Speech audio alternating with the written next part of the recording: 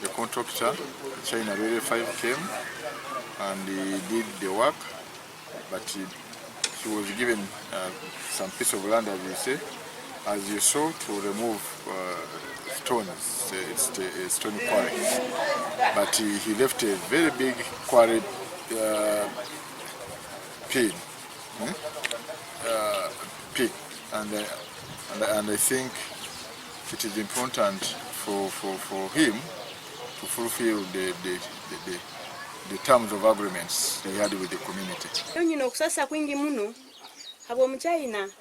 tukakora na wendagano na gambo bwali malira alisweke ekiina kandi alitukolera orugudo nabyone bibazibweyo hata kini kitu kia orakitamu ya kusindika mwana egyo bayiko tukati